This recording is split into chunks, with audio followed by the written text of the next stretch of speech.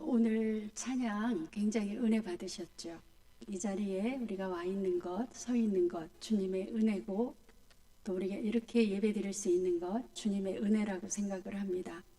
저희가 이렇게 예배당에 와서 예배 드리지 못할 때, 이거 어떡하나 막 고민하다가 우리가 수요일은 이제 성경 강해로 이렇게 하기로 하고 9월부터 시작을 했는데요.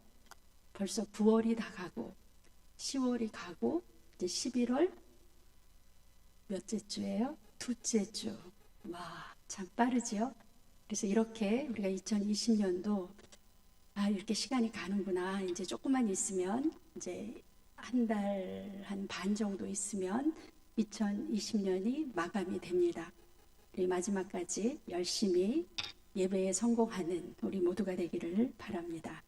우리가 오늘의 주제는 남북 분열 왕조, 이렇게 제목을 잡았습니다. 남북이 분열된 그런 왕조의 이야기. 그래서 오늘 해당되는 성경 본문은 열왕기상 12장에서 22장이에요. 제가 아주 어려운 질문을 하겠습니다. 열왕기상은 몇 장까지 있을까요? 22장까지입니다. 열왕기상은 마지막이 22장인데 12장부터 우리가 시작을 하잖아요. 12장에 우리 지난 시간에 보신 것처럼 남북이 나뉘어지는 그 장입니다. 그래서 분열 왕조 하면 열왕기상 12장부터 오늘은 22장까지 보지만 사실은 열왕기하까지 넘어가요. 그래서 오늘은 그 첫 번째 시간 이렇게 우리가 보겠습니다. 네, 지금 이 왕조 시대를 우리가 보고 있습니다. 왕조, 왕이 있던 시대, 왕이 있던 시기 500년입니다. 그러면 목사님, 왕이 없던 시대도 있었나요? 물론 있었죠. 나라가 망해서 왕이 없던 시대가 있어요. 근데 지금은 왕이 있는 시대, 왕이 다스리던 시대, 약 500년가량 됩니다. 근데 저 500년이 어떻게 만들어졌냐면 우리가 이미 단일 왕국 시대, 그러니까 통일 왕국 시대를 이미 다 하셨어요. 사울 왕, 다윗 왕, 솔로몬 왕, 그렇게 이제 세 분이 40년, 40년, 40년 너무나 사이좋게 세 분이 40년씩 해가지고 몇 년? 120년. 그래서 통일 왕국 시대는 이미 120년. 여러분이 이미 이제 공부를 하셨고, 우리가 지금 오늘부터 시작하는 것은 분열 왕국 시대. 남과 북이 분열이 됐습니다. 그래서 남북 왕조 시대 이렇게 말을 하는데요. 몇 년이냐면 200년. 그 다음에 3단계로 가면 북이스라엘이 먼저 망하고 남유다만 혼자 남아있던 시대가 남유다 시대가 있어요. 그게 몇 년? 150년. 우리가 빨리 계산을 하면 120 더하기 200 더하기 150 더하기 하면 400, 한 70년. 그냥 반올림 해서 몇 년? 그냥 500년. 이렇게 외웁니다. 그래서 왕이 있던 시대가 저렇게 세 개의 단계로 나뉘어지는데 우리는 지금 어디를 하냐면 두 번째 단계, 분열 왕국 시대, 남북 왕조 시대 몇 년? 200년. 우리나라가 53년에 휴전을 해서요. 지금 2020년이니까 우리나라가 남북으로 나뉘어진 지 몇 년? 약 70년, 67년 정도 됩니다. 그런데 이스라엘에서 남과 북으로 저렇게 나뉘어져서 같이 남쪽, 북쪽 따로 이렇게 몇 년이 갔다고요? 200년. 네, 제가 여쭤보면 자꾸 대답을 하셔야 됩니다. 저기 답이 다 있으니까. 200년이 갔습니다. 그래서 남북 왕조 시대에 한번 보시면 우리가 여기를 다른 말로 분열 왕국 시대, 남북 시대, 여러 가지 말로 합니다. 그런데 같은 민족이기 때문에 한 민족 두 국가 시대 이렇게 말을 해도 맞아요. 북이스라엘의 시조는 여로보암, 남유다의 시조는 르호보암 이렇게 되어 있습니다. 우리가 지난 시간에 했지요. 남유다가 누구의 아들? 솔로몬의 아들이에요. 남유다가 솔로몬의 아들입니다. 그러니까 남쪽이 다윗 왕조를 이어가고 북쪽은 또 다시 아주 완전히 새로운 여로보암이라는 사람이 북이스라엘을 이제 시작을 하는 것을 볼 수가 있습니다. 우리가 남쪽, 북쪽 이렇게 얘기하니까 좀 답답하시잖아요. 그래서 이제 지도를 보시면 저기 노란색이 남쪽이에요. 저 하늘색 짙은 것이 북쪽입니다. 얼핏 봐도 어디가 더 영토가 넓어요? 북쪽이 넓어요. 그리고 남쪽은 조금만 밑으로 내려가면 광야이고 더 내려가면 사막이에요. 그래서 남쪽의 땅은 그렇게 비옥하지 않습니다. 근데 북쪽에 위로 올라갈수록 땅이 비옥해요. 그래서 저 맨 위에 단 쪽으로 올라가면 엄청나게 좋습니다. 그래서 그때 거기 가면 뭐라고 표현을 하냐면 우리나라에 온 것 같다. 다 같이 시작. 우리나라에 온 것 같다.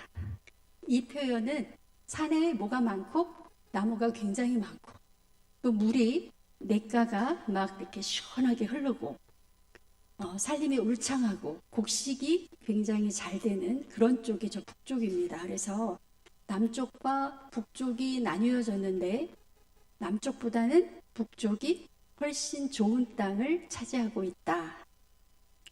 위에 있으니까 북쪽입니다. 북이스라엘에 보면 우리가 북왕국이라고 부르는데 그 시조였던 여로보암이 에브라임 사람이에요. 그래서 에브라임 지파를 비롯해서 10지파가 북이스라엘로, 나머지 남유다는 유다와 베냐민 지파, 그리고 양쪽에는 다 레위인들이 당연히 들어가겠지요. 그래서 위에는 몇 지파? 10지파. 남유다는 2지파. 이렇게 남북으로 나뉘어지는 것을 볼 수가 있습니다. 남북 왕조 시대에 이제 저렇게 시작을 했습니다. 그래서 남북 분열이 어떻게 왜 이루어졌나 하는 거 우리 지난 시간에 잠깐 봤는데 오늘은 좀 자세히 보겠습니다. 남북 분열의 원인, 가장 먼저 이 원인을 제공한 사람은 솔로몬이에요. 그다음에 두 번째 원인을 제공한 사람은 솔로몬의 아들 르호보암. 그러니까 아버지와 아들의 공통 책임입니다. 솔로몬은 어떤 일을 했냐면 솔로몬이 열왕기상에 보시면 여러분 저 본문은 솔로몬이 온갖 이방의 여인들 공주를 중심으로 해서 그 온갖 이방의 신들이 다 들어와서 나라를 완전히 이방 신들의 무슨 그런 나라로 만들었을 때 하나님이 솔로몬에게 했던 이야기입니다. 맨 밑에 보시면 내가 반드시 이 나라를 너에게서 빼앗아 너의 신하에게 주리라. 하나님이 그 꼴을 더 이상 볼 수가 없어서 이 솔로몬의 그 우상 숭배와 그 막 나가는 이제 그런 통치를 볼 수가 없어서 솔로몬에게 이렇게 1차 경고를 했습니다. 어떻게 해요? 내가 나라를 너의 신하에게 주겠다. 그런데 그 아버지를 봐서 다윗을 봐서 너 때, 그러니까 다윗의 아들이었던 솔로몬 때는 아니고 너의 아들의 손에서, 그러니까 내 아들의 손에서 나라를 빼앗겠다. 솔로몬의 아들의 손에서 나라를 빼앗는데 그래도 하나님이 다윗하고 한 약속이 있어요. 그 가문을 영원히 지켜주겠다. 그래서 한 지파, 그러니까 유다와 시므온 지파, 그 한 지파를 너의 아들에게는 남겨주겠다.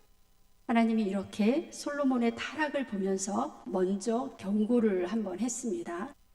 그런데 그 아들 르호보암이 아버지가 죽은 다음에 이제 백성들이 더 이상 못 살겠다고 왕을 찾아왔어요. 새로운 왕이 이제 등극을 했으니까 우리에게 두 번째 줄 보시면 우리에게 매운 고역과 무거운 멍에를 벗겨달라. 더 이상 노역 이제 그만했으면 좋겠습니다. 더 이상 그 많은 세금을 조금 줄여주십시오. 이런 거지요. 이렇게 그 아들 르호보암에게 와서 이야기를 했을 때 지난 시간에 우리 생각 나시죠? 두 가지 방법이 있었습니다. 솔로몬 때 솔로몬의 생전에 그 앞에 모셨던 노인들, 원로들 이 사람들에게 가서 물어봤어요. 백성이 와서 이렇게 하는데 어떻게 하면 좋겠습니까? 물어봤더니 그 원로들이 뭐라고 얘기했을까요? 원로들은 이렇게 이야기를 했습니다. 대답하여 이르되 왕이 만일 오늘 이 백성을 어떻게 하면 섬기는 자가 되면 또 위에서 군림하는 자가 아니라 백성을 섬기는 자가 되면 그들이 영원히 당신의 종이 되겠다. 당신의 백성으로 나라가 나뉘어지지 않을 것이다. 이렇게 답을 줬는데 르호보암은 어린 사람들의 자문을 따라 자기랑 같이 자라서 이제 막 정치에 입문한 이제 자기 동료들 이 사람들의 조언을 따랐습니다. 그래서 이제 세 번째 줄 보시면 더욱 무겁게 해야 된다. 백성은 그냥 막 짓눌러야 된다. 뭘 잘해주기는 뭘 잘해주냐. 더욱 무겁게 그렇게 통치를 해야 된다. 억압을 해야 된다. 그래서 내 아버지는 채찍으로 너희를 징계했지만 이제 자기 솔로몬은 어떻게 하겠다고요?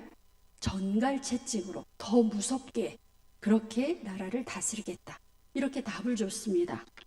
여러분 이러니까 당연히 나라가 도저히 못 살겠다. 저 르호보암이라는 왕 밑에서 우리가 더 이상 고역이라든지 무거운 그런 세금을 내기가 어렵다. 그래서 나라가 나뉘어집니다. 그래서 하나님께서 저 솔로몬과 그 아들 르호보암이 벌이고 있는 이 무지막지한 백성들을 위해 군림하는 이제 이런 걸 보시면서 결국 10지파를 찢어서 여로보암이라는 사람한테 나라를 맡겨야 되겠다. 그리고 나머지 2지파는 그냥 여전히 남유다의 르호보암에게 맡기겠다. 이렇게 하나님이 계획을 세우셨습니다. 그래서 여로보암이라는 사람 이름이 이제 처음으로 등장을 해요. 한번 같이 읽어보겠습니다. 여로보암. 시작. 여로보암. 여로보암. 여로보암. 쉬우신가요? 4글자예요. 4글자. 여로보암. 근데 꼭 이 이름은 기억을 하셔야 돼요. 여로보암은 솔로몬의 아들이 아니잖아요. 솔로몬의 아들이 아닌데 그 당시에 솔로몬이 굉장히 많은 국책사업, 그러니까 많은 성도 짓고 뭐 여러분 지난 시간에 마병의 성도 짓고 병거 성도 짓고 그 많은 공주들의 성도 짓고 많은 건축을 했습니다. 이렇게 건축을 하는 과정에서 저 여로보암이 탁월하게 건축 과정에서 일을 잘했어요. 그래서 많은 백성들이 이 여로보암을 따르게 됐습니다. 전쟁이 없던 시대였기 때문에 전쟁이 일어나면 누가 가장 인기가 있어요? 전쟁에서 이긴 장군이죠. 그런데 저렇게 평화 시대 때는 특히 솔로몬 시대 때는 건축하고 관련된 사람들의 인기가 높았습니다. 그래서 여로보암이 북쪽의 왕이 되는데 조금 더 자세하게 살펴보면 여로보암은 출신 성분이 그렇게 귀족은 아니었는데 아까 말씀드린 대로 건축에 있어서 일가견이 있었습니다. 그래서 이제 소문이 났고 솔로몬 후반기에 사람들이 솔로몬을 굉장히 싫어했기 때문에 이 사람이 정치 엘리트로 부각이 됐어요. 그러니까 솔로몬이 어떻게 했겠어요? 죽이려고 했어요. 이 사람을. 그래서 어쩔 수 없이 어디로 도망을 갔어요? 애굽이라는 곳으로, 애굽이라는 나라로 망명을 갔습니다. 이때 애굽의 나라의 왕이 시삭이었어요. 저를 따라합니다. 시삭. 네, 어떻게 보면 쉽고 어떻게 보면 어렵고. 근데 이 시삭이 나중에 또 무슨 일을 꾸미거든요. 애굽의 왕. 그러니까 이름을 좀 기억하시고 망명을 하다가 망명 생활을 하다가 이 망명지에서 선지자를 만나요. 선지자 이름이 아히야라는 선지자를 만났는데 이 선지자가 앞으로 너가 북이스라엘 10지파의 왕이 될 것이다. 이렇게 이제 미리 얘기를 해줍니다. 그러니까 사실은 남북이 분열된 것은 누가 계획하신 거예요? 하나님이 도저히 남유다가 저렇게 그러니까 그때 솔로몬의 왕 또 솔로몬의 아들 이 사람들이 이렇게 가는 것을 막아야 되겠다. 그래서 이 여로보암에게 10지파를 주겠다. 이게 약속 예언을 합니다. 근데 조건이 있었어요. 조건이 뭐냐면 너 어떻게 해야 돼? 하나님의 말씀을 잘 지켜야 돼. 이게 조건이에요. 하나님의 말씀을 잘 지켜야 돼. 여로보암한테. 그래서 그걸 좀 우리가 다른 말로 하면 다윗의 길로 가야 돼. 제사장 나라의 충성도, 하나님의 말씀에 충성해야 돼. 이게 이제 조건이었어요. 그러니까 다윗과 같이 성경 말씀 그대로 제가 읽으면 다윗과 같이 내 율례와 명령을 지키면 내가 너를 끝까지 지켜주겠다. 이렇게 하나님이 이야기를 합니다. 그래서 이 나라가 남북으로 나뉘었어도 북이스라엘, 북쪽의 사람들이 여전히 하나님의 말씀을 잘 지키려면 어디에 와서 예배를 드려야 되나요? 남유다의 예루살렘에 와서 예배를 드려야 됩니다. 그래서 내 말을 잘 지키면 여로보암 너도 다윗처럼 하나님이 이렇게 세워주겠다 약속을 합니다. 그런데 보시면 여로보암이 아까 우리 지도에서 보셨어요. 남유다보다 여로보암이 갖게 되는 북이스라엘은 몇 배 더 나라의 부가 있어요? 약 5배 정도 더 부강한 나라 북이스라엘의 왕이 됩니다.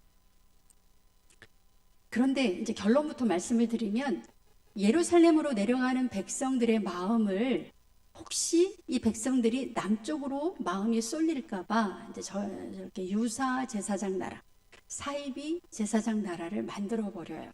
그래서 전 국민으로 하여금 아주 공개적으로 법을 어기도록 그렇게 만든 장본인이 여로보암입니다. 그리고 마지막에는 성경에서 아까 제가 시삭이라는 왕, 애굽의 시삭 왕이 나라가 남북으로 분열됐으니까 당연히 힘이 없겠지요. 그런데 북쪽하고 남쪽하고 어디가 더 힘이 없을까요? 남쪽이 뭐 비교할 수 없을 정도로 힘이 없어졌어요. 그러니까 고tum을 타서 시삭이라고 하는 애굽의 왕이 예루살렘까지 쳐들어왔습니다. 같은 민족이니까 애굽이 쳐들어왔는데 어떻게 해야 돼요? 도와줘야 되는데 모르는 척 했어요. 모르는 척 하는 사이에 예루살렘에 있던 저기 성경 한번 읽어볼게요. 르호보암 왕 제5년에 그러니까 남북으로 나뉘어진 지 5년째 그러니까 남쪽은 힘이 너무너무 없어진 상태입니다. 애굽의 왕 시삭이 올라와서 예루살렘을 치고 점령까지는 안 했지만 치고 여호와의 성전에 있는 보물과 왕궁의 보물을 모두 빼앗아가고 솔로몬이 만든 모두 가져갔다. 금 방패도 가져갔다. 예, 솔로몬 때 그 엄청난 부귀 영화 그 모든 그런 것을 고tum을 타서 애굽의 시삭 왕이 다 빼앗아 갔어요. 누가 조금만 도와줬으면 북이스라엘의 여로보암이라는 저 사람이 조금만 도와줬으면 그렇게 완전히 약탈이 되지는 않았을 것이다 하는 이야기입니다. 그래서 하나님의 계획은요, 하나님이 남북으로 이렇게 나누어 놓았어요. 정치적으로는 남유다, 북이스라엘 두 왕이 생겼지만 신앙적으로, 종교적으로는 어떻게 하시기를 원했어요? 하나가 되기를, 한민족이니까 하나가 되기를 원하셨습니다. 그런데 저 하나님의 계획을 이제 아주 깡그리 완전히 무시한 그리고 더 이상한 길로 만들었던 사람이 여로보암이에요. 그래서 우리가 이제 하나님의 계획, 남북이 서로 협력해서 제사장 나라의 사명을 감당하도록 계획을 하셨습니다. 그러니까 이제부터는 남쪽과 북쪽 두 나라가 있으니까 사실 어떻게 해야 돼요? 선의의 경쟁을 해야 됩니다. 선의의 경쟁이라는 것은 누가 더 다윗의 길로, 그러니까 하나님이 우리에게 요구한 그 하나님의 말씀대로 잘 살아갈까, 잘 통치할까, 이거를 원하셨던 거예요. 그러니까 남쪽이 조금 못하면 북쪽이 잘하면 잘하는 걸 보고 우리도 저렇게 해야지. 아니면 남쪽이 더 잘하면 북쪽에서 같은 민족이고 같은 하나님의 법을 가지고 있는 나라니까 북쪽에서도 남쪽이 저렇게 하네, 우리는 더 잘해야지. 이게 선순환이잖아요. 그래서 두 나라가 다 하나님의 말씀에서 하나가 되기를 원했습니다. 그런데 악순환이 됐어요. 그 장본인이 바로 여로보암이에요. 하나님의 저 계획을 무산시킨 사람이 여로보암입니다. 그래서 이제는 이제 다윗의 길, 여로보암의 길이라고 하는 단어가 생기게 됩니다. 성경을 읽다 보면 여러분이 이 왕조 시대 때를 읽다 보면 다윗의 길로 갔더라, 여로보암의 길로 갔더라 라고 하는 단어가 나와요. 그리고 설명이 없어요. 잘했는지 못했는지. 그래서 그게 무슨 말이냐 하면 이제 여로보암이 뭘 어떻게 했길래 여로보암의 길이라는 이 단어가 만들어졌을까? 이제 첫 번째는요, 한번 이거는 읽어보셔야 돼요. 열왕기상 12장 27절입니다. 같이 읽어볼게요. 시작.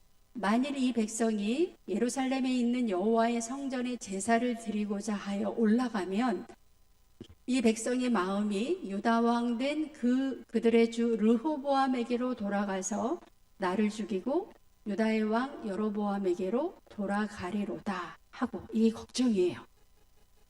이제 걱정이 됩니다. 예배 처소는 하나님이 반드시 내 이름을 두려고 했던 그곳 어디예요? 예루살렘에서 예배를 드려야 돼요. 1년에 적어도 3번, 명절 때는.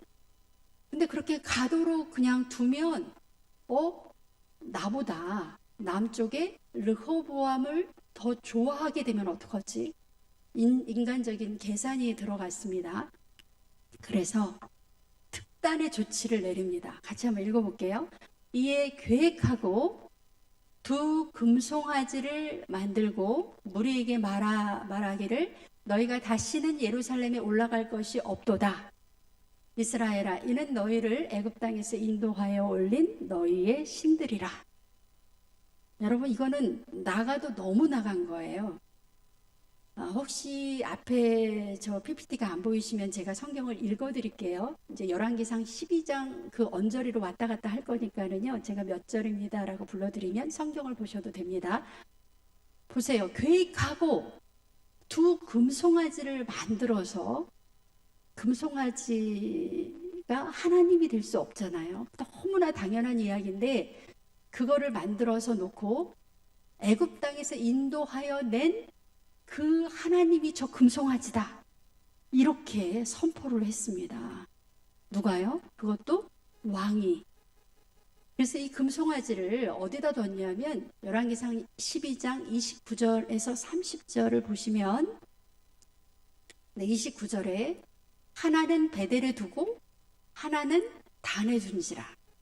우리식으로 말하면 우리나라 북한이 남한하고 가장 가까운 데가 개성쯤 될 거 아니에요? 그러니까 하나는 북한에서 보기에 가장 남쪽, 또 북한에서 보기에 가장 북쪽. 그래서 베델과 최북단인 단 양쪽에다 이렇게 딱 두고 금송아지를, 이게 뭐다? 이게 누구다? 출애굽을 시켰던 그 하나님이다, 이렇게 가르치기 시작하는 거예요. 이 일이 죄가 되었으므로 이는 백성들이 단까지 가서 그 하나님에게 경배함이더라. 그러니까 예배 장소, 하나님이 지정해 주신 예배 장소를 그냥 여로보암 마음대로 바꿔버린 거예요. 이건 하나님이 그 아브라함 때부터 내 이름을 두려고 한 곳, 그게 바로 예루살렘인데 그 예배 장소를 마음대로 바꿔버린 겁니다. 더 중요한 것은 그 안에 뭐를 모셔놓고, 금송아지를 모셔놓고 이게 바로 하나님이다, 이렇게 백성을 호도하기 시작을 합니다. 두 번째는 이제 금송아지를 놓고 예배 제사를 지내야 되는데 정신이 온전한 제사장들이 저기 가서 예배를 드리겠어요? 그러니까 제사장들의 그 반응이 잘 따르지 않을 거 아니에요, 당연히. 그러니까 보세요. 12장 31절에 보면 레위 자손 아닌 보통 백성으로 제사장을 삼고, 이 말은 자기 말을 잘 듣는 원래 율법에 정통한 제사장들은 다 제껴놓고 이 사람들은 옷을 벗기고, 그러니까 제사장직을 못하게 하고 일반 보통 백성으로 제사장을 만들어서 여로보암 왕의 지시를 잘 따를 수 있도록 그렇게 만들었습니다. 원래 제사장은 하나님이 임명하는 건데요, 자신이 마치 하나님이 된 것처럼 하나님의 임명권을 도둑질해서 자기 마음대로 세웠습니다. 이게 두 번째 죄예요. 세 번째는 백성들이 1년에 3번은 꼭 예루살렘에 가서 절기 때마다 제사를 지내는데 절기를 바꿔버렸어요, 날짜를. 그래서 자기가 마음대로 절기를 정했습니다. 12장 32절, 33절에 보시면 그가 자기 마음대로 정한 달, 곧 8째 달, 15째 달로 이스라엘 자손을 위하여 절기를 정했다. 그래서 남유다의 예루살렘에서 예배드리는 사람하고 모두 바꿔요. 그 날짜를 바꾸어서 예배를 드리도록 그렇게 북이스라엘의 정책을, 예배를 완전히 바꿨습니다. 그래서 여러분이 보시면 여로보암의 죄, 여로보암의 길, 이 말이 성경에 이제 계속 나오는데, 여로보암은 제사장 나라, 하나님이 원하시는 그런 나라하고 아주 유사하게, 그러니까 사입이죠. 사입이 제사장 나라 조직을 만들어서 이 조직을 통해서 결국 하나님을 경배하는 게 아니라, 이 목적 왜 이렇게 만들었어요? 자기의 왕권을 강화하기 위해서 이런 조직을 만들었습니다. 왕권 강화를 위해서 종교를 이용하는 거예요. 여러분, 이게 현대만 이렇게 종교를 이용해서 자기의 뭔가를 취했던 것은 아니에요. 이 옛날에도 여로보암은 하나님이 두려운 게 아니라 백성들의 마음이 밑으로 남유다로 향할까봐 자기의 왕권을 유지하기 위해서 하나님 나라 조직을 자기 마음대로 바꿔버린, 이런 무서운 사람입니다. 그래서 여로보암의 길은 제사장 나라, 그러니까 하나님의 법을 자기 정치에 이용해서 도구화 한 사람이고, 다윗의 길은 하나님이 만들어주신 그 제사장 나라에 충성하는 그런 길을 이야기를 합니다. 그래서 보면 이제 성경에 다윗의 길, 여로보암의 길, 그러면 다윗의 길로 간 왕들은 제사장 나라에 충성했던 사람, 하나님이 만들어주신 그 법, 하나님이 주신 질서에 열심히 이렇게 순응했던 사람, 그렇게 하려고 노력했던 사람. 그런데 여로보암의 길로 갔다 하면 제사장 나라, 그러니까 이 종교 내지는 신앙을 자기 정치적인 목적으로 이용한 사람, 그렇게 구분이 되겠습니다. 아까 세 가지 한번 저기 정리가 됐는데요. 한번 볼게요. 첫 번째는 제사장이 아닌 사람으로 제사장을 임명했고, 그 다음에 예배 장소를 베델과 단으로, 예루살렘이 아닌 베델과 단으로 바꾸어서 그 안에다 뭐를 갖다 놓고? 금송아지 갖다 놓고, 그 다음에 거기 가서 예배드리는 절기 그 시기도 변경을 해버렸습니다. 그래서 이제부터는 왕을 평가하는 두 가지 기준이 있어요. 다윗의 길로 간 사람인지, 여로보암의 길로 간 사람인지, 이렇게 두 가지의 평가 기준이 나옵니다. 그런데 이 평가 기준은 이제 저 때는 왕을 위한 평가 기준이지만, 오늘날에도 우리가 신앙생활 하면서 하나님의 법에, 하나님의 말씀에 충성하는 사람이 있는가 하면 하나님의 말씀을 이용하는 사람이 있어요. 나의 어떤 목적을 위해서 하나님의 말씀 아니면 교회 이런 걸 이용해 먹는 사람이 있어요. 그러니까 저 다윗의 길, 여로보암의 길은 옛날에만 있었던 것이 아니고, 내가 정말 하나님 앞에 하나님의 말씀에 순종하면서 그 법에 이렇게 충성하는가, 아니면 하나님의 법을 이용해서, 하나님의 교회를 이용해서 나의 어떤 이익을 추구하는가, 우리가 저 두 가지 길을 보면서 한번 우리의 자신을, 또 우리 신앙의 길을 돌아봐야 할 것입니다. 그래서 이제 두 가지 길이 있다는 거 보시고, 이제 북이스라엘의 역사로 바로 들어가겠습니다. 북이스라엘의 역사는 누구로부터 시작이 했어요? 시조? 처음에 북이스라엘을 만든 사람? 여태까지 한 사람? 여로보암. 네, 여로보암입니다.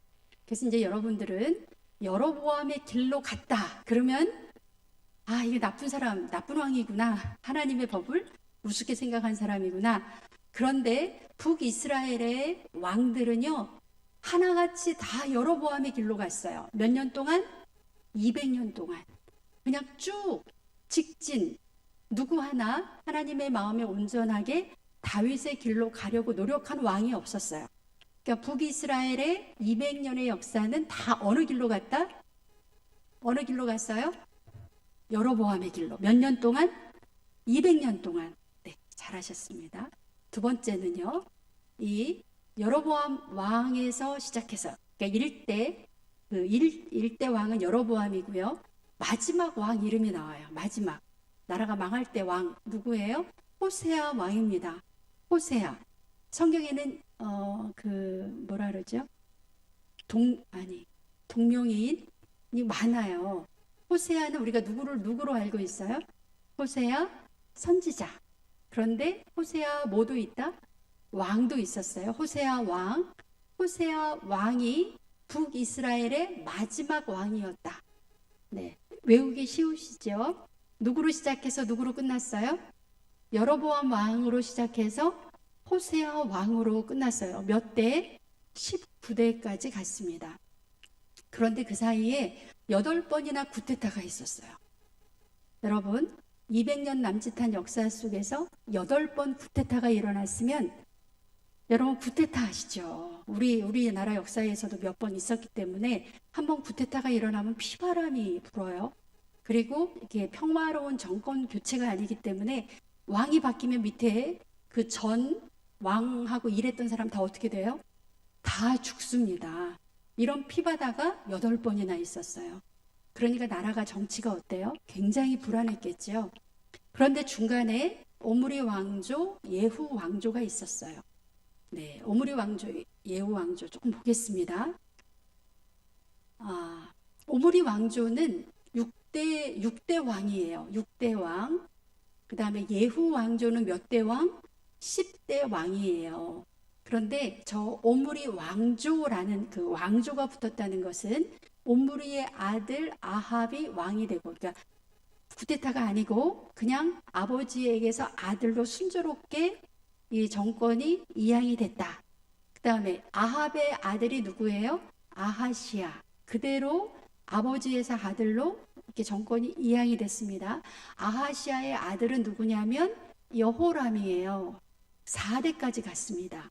근데 여호람 때에 또다시 쿠데타가 일어났어요. 누가 정권을 잡게 되냐면 예후라는 사람이 정권을 잡게 돼서 왕조가 바뀌어 버려요. 그러니까 피가 달라지는 거죠. 그러면 바꿔서 여쭤볼게요. 여호람을 죽인 사람은 누구예요?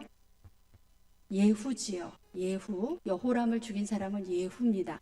이제 예후부터는 시작해서 다시 5대가 쿠데타 없이 순조롭게 아들대로 왕권이 넘어가요. 그게 예후의 아들 여호아하스, 여호아하스의 아들 요아스, 요아스의 아들 여로보암 2세, 여로보암 2세의 아들 스가랴, 스가랴의 아들이 왕이 됐을까요? 아닙니다. 쿠데타가 일어나서 스가랴가 죽었어요. 그래서 예후 왕조는 14대에 끝나버립니다. 그래서 우리가 북이스라엘을 생각할 때는 왕조가 2개, 그 왕조 때는 그래도 조금 오래 갔다. 쿠데타가 중간에 일어나지 않고 오래 갔다. 네, 그렇게 기억을 하시면 돼요. 그러면 한번 비교하겠습니다. 남유다는 무슨 왕조? 남유다는 당연히 다윗 왕조로 한 번도 안 바뀌고 200년 동안 쭉 가요. 네, 여러분 표정이 놀라시는 건가요? 놀라고 계시죠? 저쪽은 지금 우리가 북쪽 이야기를 하고 있는데 북쪽에는 쿠데타가 몇 번 일어났다? 8번이나 일어나고 저렇게 왕조가 만들어져도 많이 가야 4대, 예후 왕조는 5대, 그리고 또 쿠데타가 일어나서 그 왕이 죽었어요. 그런데 남유다는 무슨 왕조로 쭉 갔다? 다윗이 세웠던 다윗의 혈통으로 쭉 갔다. 그러니까 많이 비교가 되죠. 그래서 여러분이 북이스라엘 생각할 때는 목사님 1대부터 19대까지 어떻게 외워요? 안 외우셔도 돼요. 그 대신 왕조가 2개 있었다. 이거는 외우셔야 돼요. 오므리 왕조, 예후 왕조. 그래서 오므리 왕조 때 보세요. 오므리가 12년 다스렸어요. 그 다음에 아합 왕이 그 아들이죠. 22년 다스렸어요. 합계하면 33년 다스렸습니다. 나라가 평안했다는 거예요. 쿠데타가 안 일어나고. 그러니까 왕권이 굉장히 세지는 기간이에요. 그래서 북이스라엘에서는 오므리 왕조, 예후 왕조 때 나라 힘이 셌다, 아니면 나라 힘이 약해졌다. 굉장히 세졌다. 그래서 저기를 기억해야 되고, 그렇게 나라 힘이 세지니까 그것을 하나님을 잘 섬기면서 나라 통치를 잘하면 좋은데, 여러분 보세요. 오므리의 아들 아합. 그럼 여러분 누가 딱 생각이 나세요? 이세벨. 그러니까 나라가 부강해지고 나라가 평안해지니까 오히려 더 이방 신들을 이렇게 데리고 와서 이방 신의 천국으로 만들어 버렸어요. 이게 좀 아이러니하죠. 나라가 편안하고 잘 살게 되면 하나님 앞으로 더 와야 되는데 나라가 평안해지니까 오히려 이방신, 특히 바알과 아세라 천국이 됐다. 하나만 더 보겠습니다. 오므리 왕조 때 그래서 나라가 엄청 타락을 했어요. 잘 살았지만 타락했어요. 그때 활동한 선지자 엘리야, 엘리사, 엘리야, 엘리사. 예, 여러분 생각해 보세요. 성경에 내가 엘리야를 좀 알고 싶어요. 그래서 성경에서 막 뒤졌어요. 앞뒤로 다 뒤면서 그래, 아모스서도 있지, 또 호세아서도 있지, 이사야서도 있지. 그러니까 또 뭐도 있을 것 같아요? 엘리야서도 있을 거야. 아무리 성경책 앞뒤로 뒤져봐도 엘리야서 있어요, 없어요? 없어요. 그래서 엘리야, 엘리사는 굉장히 큰 일을 했는데 뭐가 없다? 자기 이름으로 된 성경책이 없어요. 그래서 이 엘리야, 엘리사를 우리가 읽고 싶으면 어디로 찾아 들어가야 돼요? 그 엘리야가 어느 시대 때 활동했지? 남쪽에서 했어요? 북쪽에서 했어요? 북쪽에서 했어요. 북쪽에서도 어느 왕조 때? 오므리 왕조 때. 이렇게 연결이 돼야만 엘리야, 엘리사가 이해가 됩니다. 그 밑에 예후 왕조 때는 저기 유명한 선지자 이름 또 나와요? 아모스서, 호세아서. 저 사람들이 저 예언자가 예후 왕조 때 활동을 했구나. 이거 나중에 좀 자세히 보겠습니다. 그래서 이제 여러분이 저 정도는 아까 도표는 다 못 외워도 3번 저거 외울 수 있습니다. 오므리 왕조 때 어느 선지자가 엘리야, 엘리사 선지자가, 예후 왕조 때 어느 선지자가, 아모스, 호세아 선지자가, 이 선지자들이 무슨 일을 했어요? 다윗의 길로 이 나라를 조금 유턴, 이 악한 길에서 좀 벗어나십시오라고 했던 사람들이 저 선지자예요. 네, 한번 해보겠습니다. 오므리 왕조 때 누구? 엘리야, 엘리사. 예후 왕조 때 아모스, 호세아 선지자가 이 악한 여로보암의 길로 가는 나라를 어느 길로 가는? 다윗의 길로 가도록 좀 이렇게 옆으로 글로 가면 안 됩니다 라고 막 했던 사람들이 선지자들이에요. 그랬는데도 불구하고 선지자들의 이야기를 안 들어서 결국 망했습니다. 북이스라엘이 망했어요. 아수르라고 하는 나라에 망해서 사마리아가 점령당하고 사마리아에는 외국인들이 와서 살게 되면서 혼혈족이 됐습니다. 그래서 저 때부터 사마리아 사람 하면 혼혈족이니까 유대인들이 보기에 피를 중요하게 생각하는 유대인들은 사마리아 사람, 상종하지 말 사람, 뭐라 그러죠? 정결하지 못한 사람, 부정한 사람 막 이래가지고 저 때부터 사마리아 사람들을 상종하지 않았어요. 언제까지? 신약 시대에 예수님 시대까지. 그래서 사마리아 사람은 상종 못할 사람, 부정한 사람, 그래가지고 사마리아 땅이 우리나라 대전처럼 이렇게 가로질러서 북쪽으로 대전을 통해서 가야 되는데 사마리아 사람하고 상종 안 하겠다고 돌아갔습니다. 예루살렘에서 갈릴리 땅으로 가려면 중간에 사마리아를 반드시 거쳐야 되는데 혼혈족, 부정한 민족 막 이래가지고 무시하기 시작했습니다.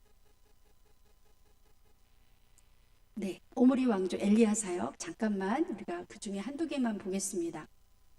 오므리 왕조는 4명의 왕이 있었다 그랬어요. 자세하게는 모르셔도 오므리 왕이 사마리아를 수도로 정했습니다. 은 몇 달란트로? 혹시 기억이 나시나요? 은 2달란트로 사마리아 산을 사서 수도로 만들었다. 우리가 한번 했습니다. 그 다음에 그 아들 아합 때는 시돈의 공주 이세벨을 맞아들여서 이세벨이 가지고 들어오는 어느 신 바알과 아세라 신이 전체 나라를 다 지배하는, 그래서 성경에 나와 있는 그 제사장이 몇 명?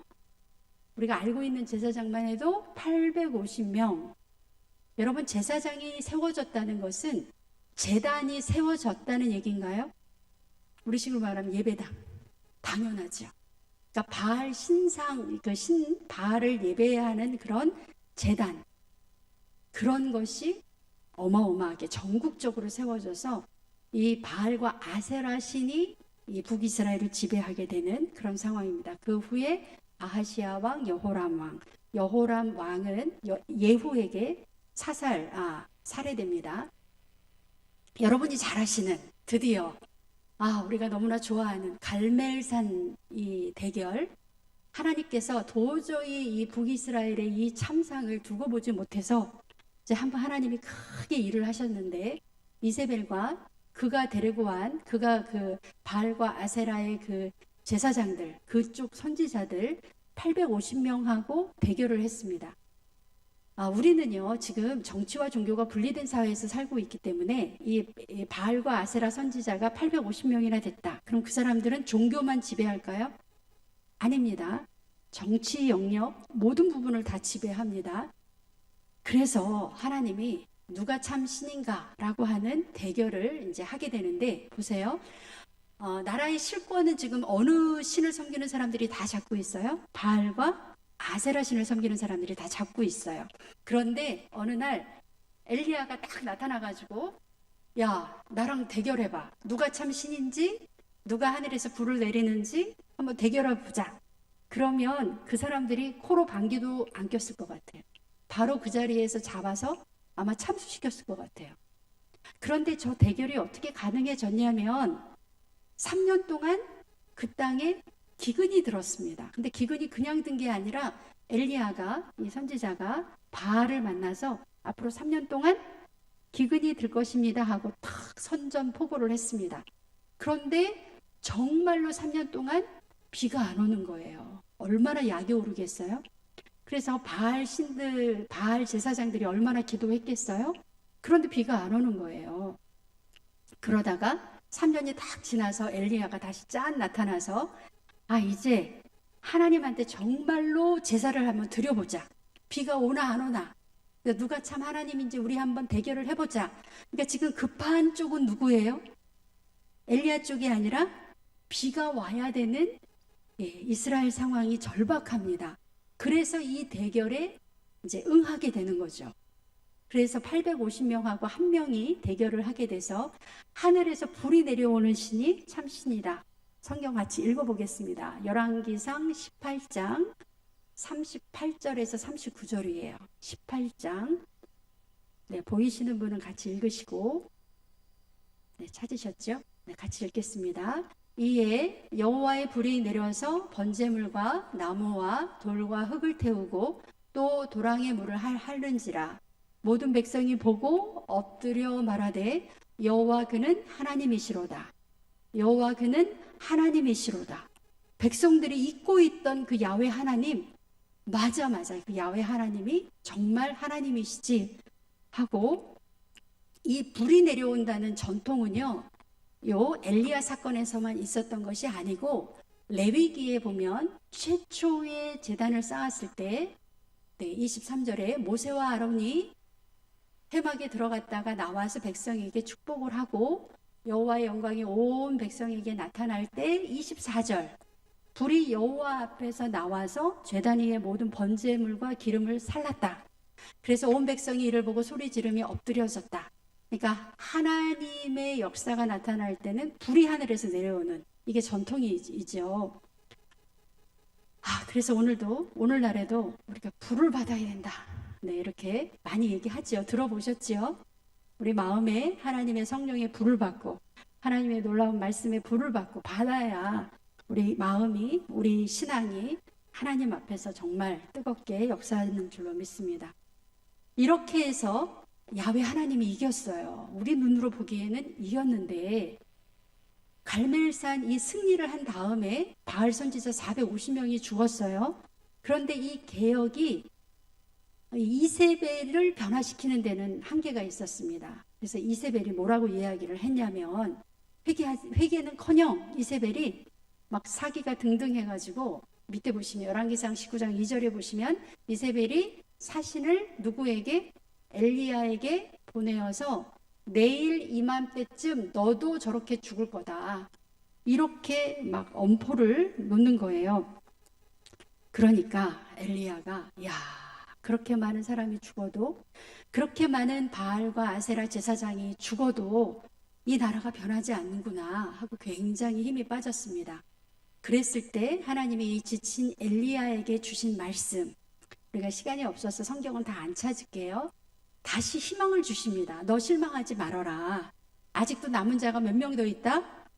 7천 명이 있다. 하나님의 일을 할 사람들이 7천 명이나 더 있고, 너는 이제 다른 일을 해야 되는데, 이 엘리야에게 보세요. 갈멜산에서 불이 내려온 거는 우리가 요즘 말로 하면 일회적인 사건이에요. 갈멜산에서 불이 내려와서 많은 사람이 죽었어도 여러분 잘 생각해 보세요. 그래, 맞아. 야훼 하나님이 진짜 신이야. 그러니까 이제부터 나는 바알을 안 섬길래. 나는 바알의 제사장직을 내려놓고 하야하고 저 산에 들어가서 1월 그 제사장, 특히 바알을 섬겼던 제사장 중에 이럴 사람 있을까요? 권력입니다. 권력.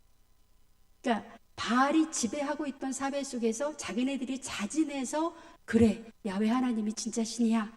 그러면서 자기네들이 권력을 내놓을 수는 없는 거예요. 그러니까 하나님이 이제는 한 번의 일회성으로 끝나는 게 아니라 이제는 조직적으로 이 야훼 하나님이 살아계시다는 것을 보여줘야겠습니다. 조직이라는 것은 보겠습니다. 1번 하사엘에게 기름을 부어서 아람의 왕이 되게 합니다.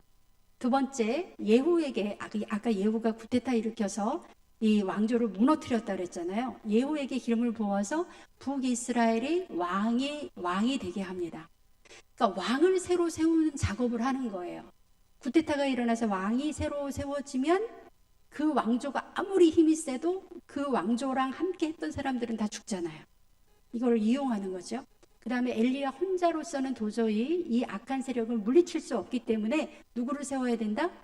후계자를 세워야 된다. 그래서 후계자 엘리사에게 기름을 붓습니다. 조직적으로 이 바알 종교를 어떻게 하면 뒤집어 엎을 수 있을까? 이 사명을 주십니다. 여러분 어때요? 멋있죠? 이렇게 조직적으로 해야 그 뿌리를 뽑을 수 있다고 하나님이 엘리야에게 위로하시면서 너 힘내. 끝난 게 아니야. 이렇게 말씀을 하십니다. 우리가 마지막 하나만 더 보겠습니다. 나봇의 포도원 사건. 여러분 열왕기상 21장을 좀 펴놓으세요. 안 보이시는 분들은 이제 한 절 한 절씩 볼 겁니다. 아까 아합 왕 보시면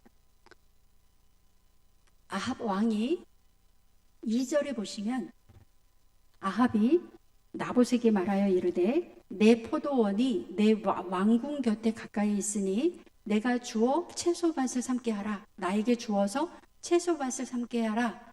이게 누구 이야기냐면 아합의 이야기를 합니다. 아합이 여러분 왕이에요. 왕. 얼마나 많은 토지가 있겠습니까? 그런데 그 바로 옆에 있는 그 조그만 포도원이 또 욕심이 나서 나한테 팔아라. 이렇게 이야기를 했습니다. 토지 소유의 탐욕. 우리가 이제 이 나봇의 포도원 사건을 잘 보시다 보면 왕정 제도가 얼마나 부패할 수 있는가를 볼 수 있어요. 그래서 아합이 그랬더니 나봇이 뭐라고 얘기했냐면 이게 그 포도원 주인이잖아요. 3절에 이렇게 이야기를 합니다. 나봇이 아합에게 말하되 내 조상의 유산을 왕에게 주기를 여호와께서 금하실지로다. 토지를 하나님이 주신 토지를 마음대로 이렇게 거래할 수 있어요, 없어요? 토지 거래가 안 됩니다. 하나님이 주신 그 땅은 그냥 이렇게 계속 그 자손대로 넘어가는 거예요. 그러니까 내 조상의 유산을 왕에게 주기를 하나님께서 금하실 거다. 이거는 하나님이 원하는 방법이 아니다. 나봇이 그렇게 이야기를 합니다. 그 이야기를 들은 역시 이세벨. 7절로 넘어갈게요. 7절에 보시면 이세벨은 이 이야기를 딱 듣고 너무나 기가 차다는 듯이 7절에 이렇게 말을 합니다. 그의 아내 이세벨이 그에게, 그러니까 자기 남편 아합 왕에게 이르되 왕이 지금 이스라엘 나라를 다스리시나이까? 이게 무슨 말이에요? 당신이 지금 왕이 맞기는 맞아? 이 말이에요. 비꼬는 거죠. 그까지 포도원 하나 그거 못 얻어서 그렇게 나봇에게 구걸하듯이 그렇게 얘기하냐? 이 말입니다. 일어나 식사를 하고 마음을 즐겁게 하소서. 내가 이스라엘 사람 나봇의 포도원을 왕께 드리리이다. 이게 지금 이세벨이 하는 이야기예요. 그러니까 이세벨은 제사장 나라는 하나님의 법은 안중에도 없고 나봇에게 반역의 누명을 씌워서 나봇을 죽이는 그런 이제 악한 일을 합니다. 그 이세벨이 이제 네 번째 왕 성읍의 장로와 귀족들을 매수합니다. 11절이에요. 11절에 보시면 그의 성읍 사람 곧 그의 성읍에 사는 장로와 귀족들이 이세벨의 지시 곧 그가 자기들에게 보낸 편지에 쓴 대로 누구에게 다 책임을 이렇게 몽땅 다 지우는 거예요? 나봇에게. 같은 동네 사람이. 그것도 장로와 귀족들이. 누구 말을 지시를 착착 들어요? 네, 이세벨의 지시를 듣고 있습니다. 매수가 됐지요. 이번에는 또 불량배 두 사람을 매수를 해서 거짓 증언을 하게 합니다. 네, 13절이에요. 때에 불량자 두 사람이 들어와 그의 앞에 앉고 백성 앞에서 나봇에게 대하여 증언하기를. 이게 지금 법정이에요. 유대교 법정 안에서 일어나는 일입니다. 나봇이 하나님과 왕을 저주하였다. 두 사람 증인이 있으면 그 증언이 채택이 됩니다. 그러니까 나봇이 지금 어떤 죄명을 쓰고 있어요? 하나님과 왕을 저주했다. 이렇게 누명을 씌워서 이게 이제 사형에 해당된, 하나님을 저주했다. 그러면 사형에 해당되거든요. 우리가 그를 성읍 밖으로 끌고 나가서 돌로 쳐 죽였다. 그냥 감정적으로 죽인 게 아니고 이렇게 죽이면 이게 뭐예요? 사형 언도를 받은 거예요. 유대교 법정에서의 사형은 돌로 쳐 죽이는 겁니다. 그러니까 여러분 잘 생각해 보세요. 지금 이세벨은 손 하나 까딱했습니까? 안 했습니까? 나봇이 죽는데, 저렇게 돌에 맞아 죽는데, 보세요. 그래서 어떻게 이제 판정이 났냐면 유대 법정의 판결은 나봇은 돌로 쳐 죽이고 포도원은 빼앗아 왕이 가지고 갑니다. 15절, 21장 15절 보시면 이세벨이 나봇이 돌에 맞아 죽었다 함을 듣고, 그러니까 자기는 현장에도 가볼 필요가 없어요. 자기의 매수된 사람들이 다 갈아서 이렇게 하고, 이세벨이 아합에게 이르되 일어나 그 이스라엘 사람 나봇이 돈으로 바꾸어 주기를 싫어하던 나봇의 포도원을 차지하소서. 나봇이 살아있지 아니하고 죽었나이다. 와, 이런 사람은 무슨 사람이라 그래요? 이게 머리가 좋은 사람인가요? 자기는 손 하나 까딱 안 하고 남을 이용해 가지고 다른 사람을 죽여버렸어요. 그것도 마치 굉장히 죄가 있는 사람처럼 누명을 잔뜩 씌워가지고 죽였어요. 이세벨 같은 사람, 이런 유형의 사람이 똑똑하고 현명한, 아니 똑똑하고 지혜로운 사람이 아니라 굉장히 교활한 사람이죠. 그런데 이 사건에 대해서 하나님은 어떻게 판결을 내리셨냐 하면, 하나님이 급하게 엘리야를 글로 보냅니다. 엘리야를 보내서, 엘리야 선지자잖아요. 선지자 보내서 17절 18절에 보시면 엘리야에게 임하여 이르시되 너는 일어나 내려가서 사마리아에 있는 이스라엘의 아합 왕을 만나라. 그가 나봇의 포도원을 차지하려 그리로 내려갔다. 그리고 19절에 보시면 이제 하나님이 엘리야를 통해서 이렇게 말씀을 하십니다. 너는 그에게 말하여 이르기를, 엘리야가 나봇에게, 아니 누구죠? 아합 왕에게 이르기를, 여호와의 말씀이 너에게 죽이고 또 빼앗았느냐 하셨다 하라. 예, 그 누구를 죽이고? 나봇을 죽이고 그의 포도원을 빼앗았잖아요. 그걸 물어보는 거예요. 그리고 또 그에게 이르기를, 여호와의 말씀이 개들이 나봇의 피를 핥는 곳에서 개들이 너의 피, 곧 너의 몸의 피도 핥으리라. 나봇이 지금 돌에 맞아서 완전히 바깥에서 들에서 그렇게 죽었잖아요. 그러니까 개들이 와서 그 피를 핥는 거예요. 그 모욕을 누가 그대로 당한다? 아합 왕이 그대로 당한다. 이렇게 얘기를 했는데도 여러분, 이 이야기를 듣고도 아합이 그래 내가 잘못했지 이렇게 회개했나요? 안 했어요. 누구하고 비교되죠? 우리아의 사건을 접하고 나단 선지자가 다윗에게 바로 너가, 그 사람이 바로 너다라고 했을 때 다윗이 어떻게 했어요?